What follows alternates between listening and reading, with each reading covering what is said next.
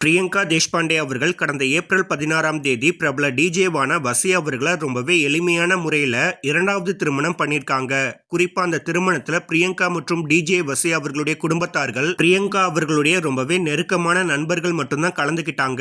ஆனா அதுல எல்லாருமே எதிர்பார்த்த மாகாப்பா ஆனந்த் அவர்கள் வராம போனது பலருக்கும் பல குழப்பங்களையும் பல கேள்விகளையும் மட்டும்தான் அதிகமா உருவாக்கிட்டு வந்துட்டு இருக்கு. இன்னும் சில பேர் பிரியங்கா அவர்கள் வேணும்னே மாகாப்பா அவர்களை ஒதுக்கிட்டாங்களா இல்ல மாகாப்பா அவர்களுக்கும் பிரியங்கா அவர்களுக்கும் இந்த திருமணத்தால எதுவும் பிரச்சனை வந்துருச்சா அப்படின்ற மாதிரி பல விஷயங்களை கேட்டுட்டு வந்துட்டு இருக்காங்க. ஆனா இதுக்கு மாகாப்பா சைட்ல இருந்து ஏற்கனவே சில தனிப்பட்ட தவிர்க்க முடியாத காரணங்களால தான் அவரால் இந்த திருமணத்துக்கு வர முடியாம போச்சு அப்படின்ற மாதிரி சொல்லப்பட்டு வந்த நிலையில இப்போ மாகாப்பா அவர்களே இதுக்கான உண்மையான காரணம் என்ன அப்படின்றத ரொம்பவே வெளிப்படையா சொல்லியிருக்காரு. அதுல அவரு பிரியங்கா அவர்கள் இரண்டாவது திருமணம் பண்ணது எனக்கு ரொம்பவே ஹாப்பி தான். நிறைய பேர் ஏன் பிரியங்கா திருமணத்துக்கு போகல அப்படின்ற மாதிரி கேட்டுட்டு வரீங்க.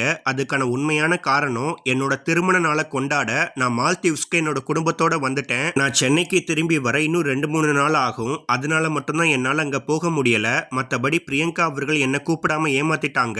அவங்களுக்கும் எனக்கும் ஏதோ பெரிய பிரச்சனை அப்படி இப்படின்னு பல செய்திகள் போயிட்டு இருக்கு. அதெல்லாம் யாருமே நம்பாதீங்க. சென்னை வந்ததும் முதல் வேலையா பிரியங்கா மற்றும் டிஜே வசி அவர்களை நேர்ல போய் மீட் பண்ணி என்னோட வாழ்த்துக்களை சொல்ல போறேன். அதே மாதிரி நாங்க ஒன்னும் ஆன்லைன்ல விஷ் பண்ற அளவுக்கு ஜஸ்ட் ஃப்ரெண்ட்ஸ் இல்ல.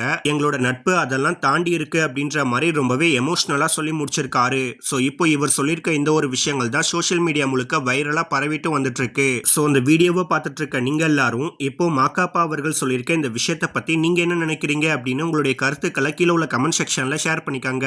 மேலும் இது போன்ற பல முக்கியமான செய்திகளை தெரிஞ்சுக்க நம்ம சேனலை மறக்காம சப்ஸ்கிரைப் பண்ணுங்க.